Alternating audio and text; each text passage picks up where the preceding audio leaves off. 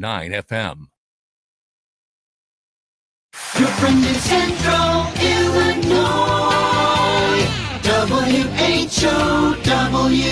Top of the morning. Thanks for being with us. I'm your host today, Seth Lawrence. The WHOW Morning Show streams to Facebook and YouTube, brought to you by Peterson Insurance, your Pekin Insurance agent in Clinton. My guest on the Zoom today is Jay Pratte. He is the executive director of the Miller Park Zoo in Bloomington.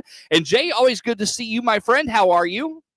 I'm doing well, Seth. Always good to see you too. Yeah, for sure. Thanks for making time for us as always. And it's we're getting into that season of the that season of the calendar year, Jay, where the weather starts to turn. And I don't know. I know that we're back to school and the activities are going again and all of that. But I got to think that people are going to make time to get to the zoo when the weather's real nice like this, right?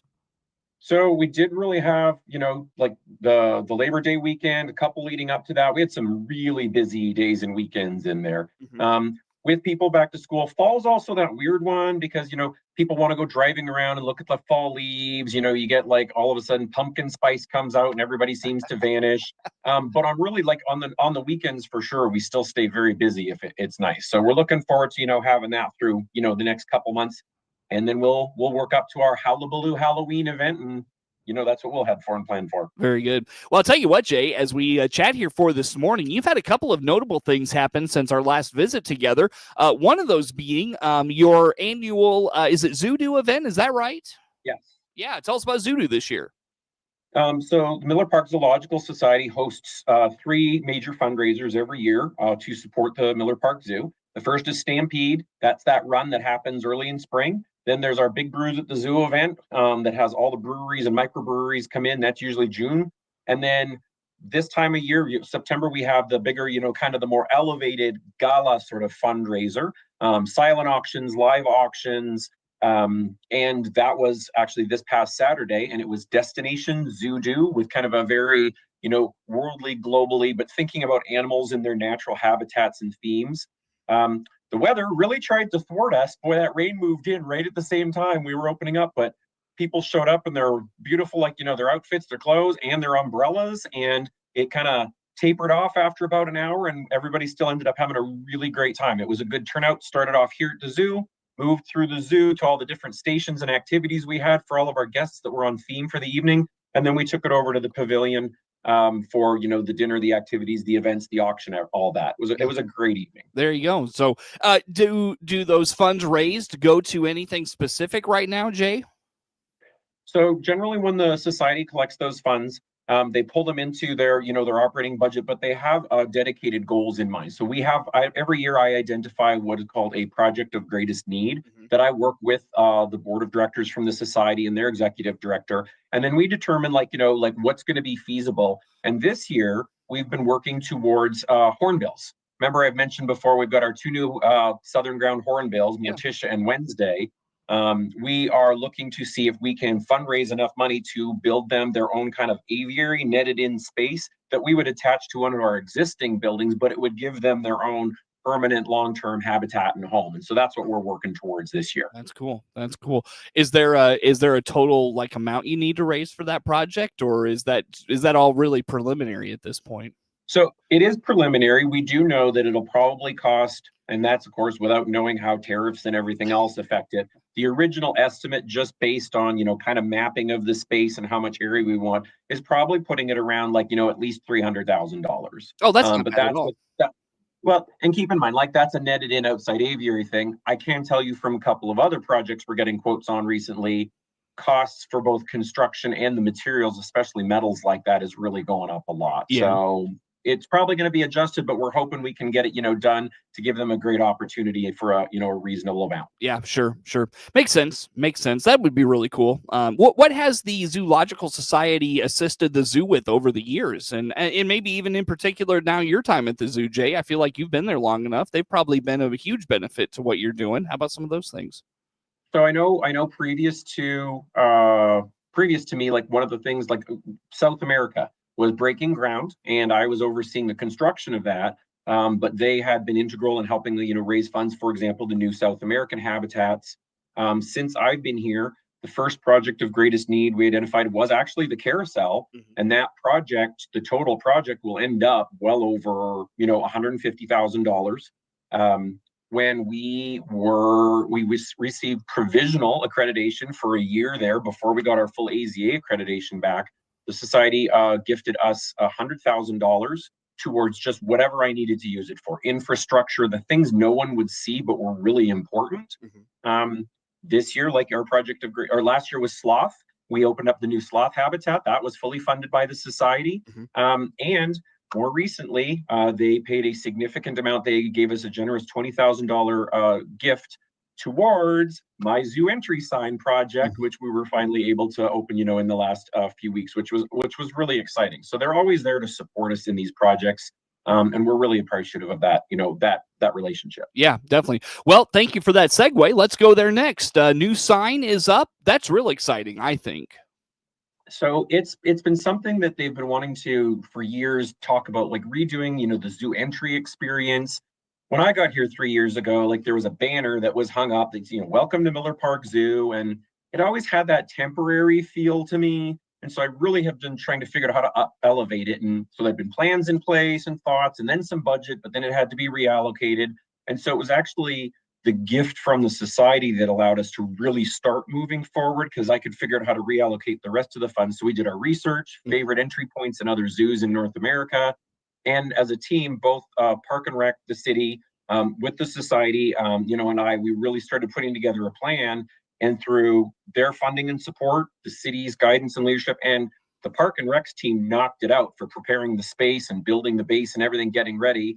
We worked with Prairie Signs. They did the fabrication of the metal letters. And it turned out better than I could have hoped. I mean, it's really got that impact.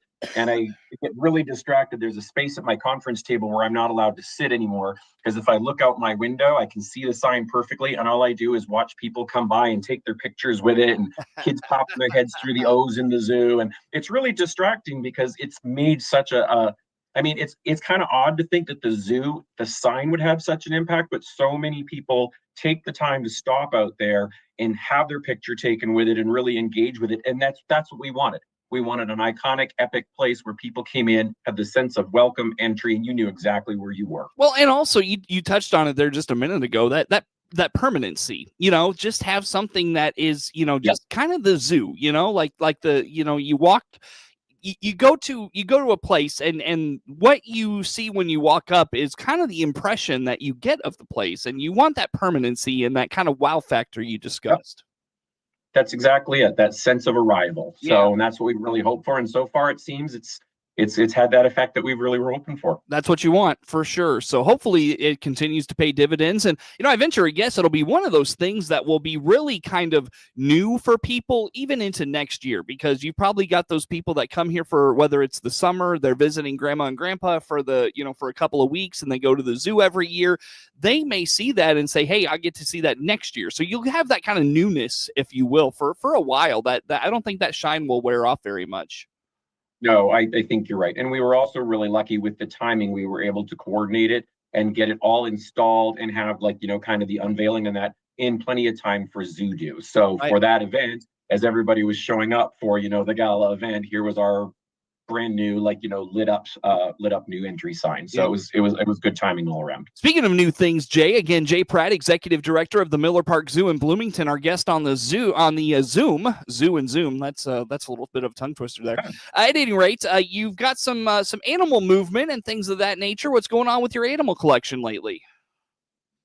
So we have, some of the things people will remember, a few months back, we sent our 2 adult guanaco, the ones that look like the llamas, same family. We sent them to another AZA accredited zoo so they could become part of a herd and have appropriate social environment. And then our goal was to replace them with something a little smaller that would still be just as engaging for people. So that was when we brought in our 4 little female alpacas, and they've been hugely popular with people, staff and visitors.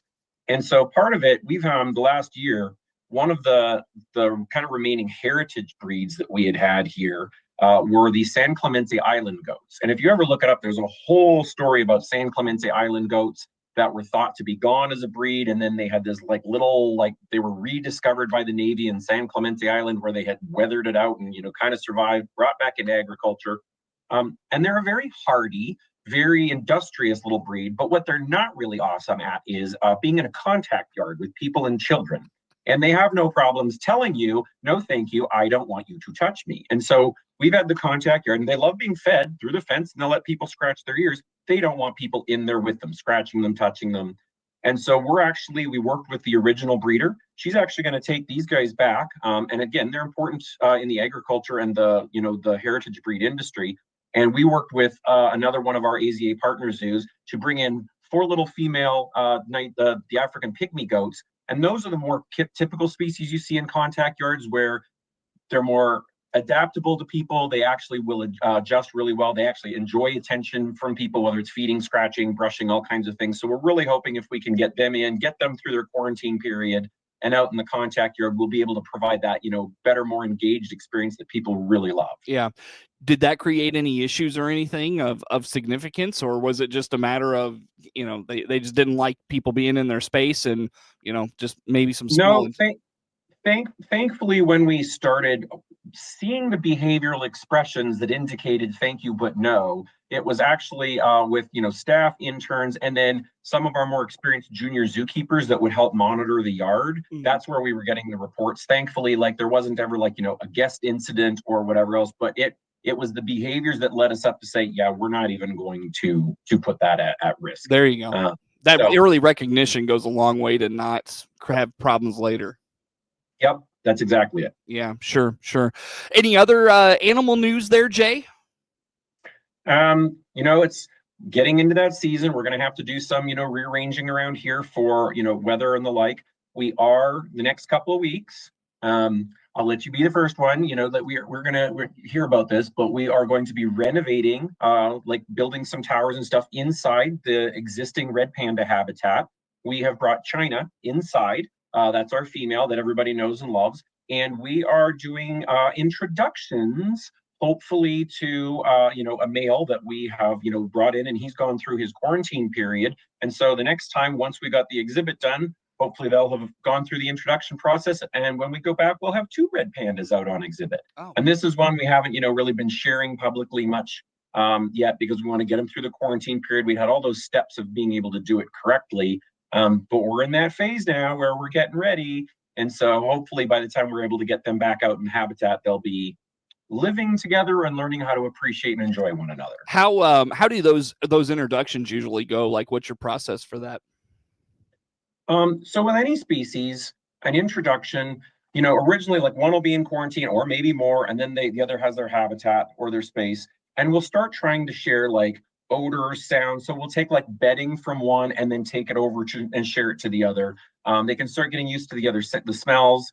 If they're being once we've gone through a quarantine period and we know there's not disease risk, we'll actually put them in adjacent either habitats or enclosures with what's called a howdy door. So initially it'll be clear so they can see each other, but not interact. And then we'll put one that's clearer mesh that has holes in it so they can smell each other and kind of get that. And we watch really carefully through all this. Often there's trail cams involved just to see what those behaviors are. And then once we as a team feel that okay, they're showing, positive affiliative behaviors towards one another, we'll pick a time when we know we've got access to the vets and, equipment, and we'll start trying those really tentative first introductions to see how they go, and then monitor accordingly. So they generally aren't just thrown together. They're kind of metered and measured. We'll give them a half hour the first day and see how it goes. Goes well, they get more often, more frequency. If it doesn't go well, we back up a few steps and see what we can do to adjust it. Mm-hmm. Some species, it goes really well. You put them together and they're like, okay, great. Hey, you're here. Thanks. And then some others, it takes a whole lot longer than that. And a lot of it is based on their personal kind of personalities and that. And sometimes it's species. Are they really a solitary and independent? Are they socially and gregarious? So it's really a navigate case by case, but that process I described is what we would use for any sort of introduction between any type of species. Where are you at in that process right now? They are being, China was moved up, and they are being, we redid the hospital. And so they were actually put on either side. They each have 2 enclosures up in our quarantine area. and they were given their howdy door so they can see and smell each other. And so we're going to monitor that and see how it goes. And they may be in the next, little bit actually provided physical access to one another. What that's probably going to look like with pandas is checking out the other's space, a lot of sniffing, a whole lot of marking and rubbing on branches and that. But we'll see. The team's up there. They're always watching them and keeping an eye on them so we can monitor. Yeah, for sure. And that red panda is the red panda is it critically endangered? Am I remembering that right, Jay? I don't know the exact I don't know where IUCN has ranked them specifically. A lot of times that will change. We could look that up on the I usually go to the IUCN red list. That'll give us that there. But we actually are partners with the Red Panda Network, where we work with them. Like those are actually one of our conservation initiatives. So we support, their efforts. We not only through our communication and our messaging here, we'll send them funds every year to help with their efforts. And then we actually will work with products that are actually will come from various rescue organizations. Like we had some red panda white tea that we had sold, from Tibet in our gift shop for a while that it's sold out like that. So we try to support that in any other ways we can as well. Gotcha. Very good. That's cool stuff. Very fun. Jay, I'll tell you what, let's break here, my friend. Come back with some more. Best way for folks to learn about all things Miller Park Zoo. You can always go to the Miller Park Zoo website. That would be on the City of Bloomington webpage. Miller Park Zoological Society also has their own webpage, and both of us, the way to keep most current is through our social media, usually through Facebook. That's our day-to-day updates. Very good. Jay Pratte is the executive director of the Miller Park Zoo in Bloomington. My guest on the Zoom. More to come with Jay this morning on The Morning Show. WHOW. The annual Clinton Apple and Pork Festival, to benefit the DeWitt County Museum's C.H. Moore Homestead, is this Saturday and Sunday on the Homestead grounds on Business Highway 51 on Clinton's north side. Tour the museum and enjoy the over 30 food booths that are operated by local nonprofit groups to support their efforts throughout the year. Events on the square and all over town. Come to Clinton this Saturday and Sunday for a step back in time and tune in to the Big 1520 across central Illinois, 92.3 FM in DeWitt County and 106.5 FM in McLean County. WHOW all weekend for expanded coverage brought to you by Kirby Foods in Clinton. We're your full-service grocery store. Check out our fresh meat, produce, and deli. Illinois Oil Marketing Equipment, located in Clinton and Pekin. Employee-owned and major distributor for many of the leading petroleum equipment vendors. Injured in a car accident? Call Central Illinois Injury Lawyers, a division of Taylor & Lynch, LLC. We fight for the compensation you deserve. Ace is the place with the helpful hardware, folks. Ace now offers free assembly and free delivery, so it's never been easier to get a great grill for your family, like a Weber gas grill, a Traeger wood pellet grill, or a Big Green Egg charcoal grill. Only at your neighborhood Ace. Around the block. What you need in stock. With people who know their grills. This is Brad from Gibson Ace Hardware in Clinton, Illinois. Stop in to see us, The Helpful Place, at 114 North Madison Street, Clinton. See participating store for details. Find out how you and your family can save up to 40% on the meat, produce, and grocery items you use every day by clicking the Clinton Save a Lot icon at DeWittDailyNews.com. Jay Peterson here from Peterson Insurance, your Pekin Insurance agent in Clinton, Farmer City, and Marilla. Find out how Pekin Insurance can give you peace of mind by clicking our icon at DeWittDailyNews.com.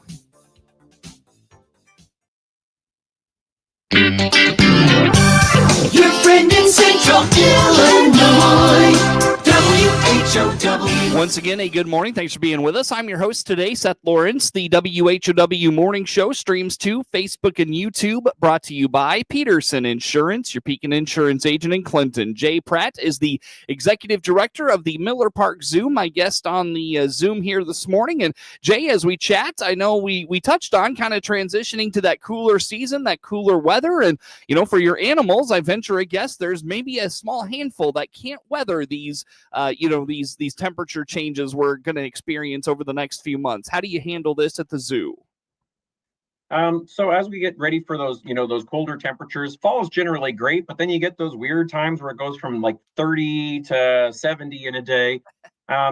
We provide a lot of the animals access. For example, our less cold thriving species, our giant tortoises, sometimes the anteaters, We provide them access inside. So if they want to be outside and it's sunny and warm enough, they can. If they want to go inside where it's warm, they can. So sometimes that makes it a little bit of a hit or miss for when you'll see something, but it's always good to, kind of check back.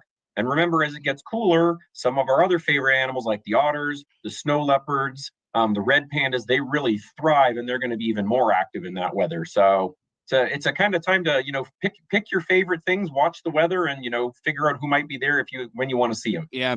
Do you have permanent access for folks or for animals? Once we do get into those days where it's, super cold and then the warm up is not significant. How about that? Yes. So if there are extreme temperatures, we may actually lock animals in. Like if there's really terrible inclement weather and, we're minus 20 for a span of days, like we don't want to risk frostbite or anything to the animals. And if we have thresholds, depending on what species that are based on like other AZA or community guidelines, where we'll either give them access indoors, and then if it never gets across, like say the 45-degree threshold for that particular animal, they may have access and they may choose to be inside near the heat all day. Mm-hmm. Very often they'll go outside and putter around and do something. But like I said, it's kind of an in and out thing, just like, like we would be if it was colder out. Real quick, Jay, to wrap us up, is there any animals that thrive in these really cold temperatures where they just don't mind it and they're out there doing their thing? The snow leopard is number one. That's when they really love to be outside and thrive. The otters, our North American river otters, they are undaunted by the cold most of the times. They'll slide down the ice and snow. Our wolves do okay. They actually don't mind being out in the cold in the winter, but the red pandas, they are also at the top of the list, from their native mountainous climb, and they enjoy that colder weather a lot too. So, very good. Well, Jay, always good to chat with you. Best way for folks to learn about Miller Park Zoo. Check out the website on the City of Bloomington's webpage. You can just search Miller Park Zoo. Facebook, social media is the most current way to keep up with everything that's happening for both Miller Park Zoo and the Miller Park Zoological Society. And the society also maintains a webpage as well. Very good. Jay Pratte, Executive Director of the Miller Park Zoo in Bloomington, our guest on the Zoom. Network news on the way. WHOW.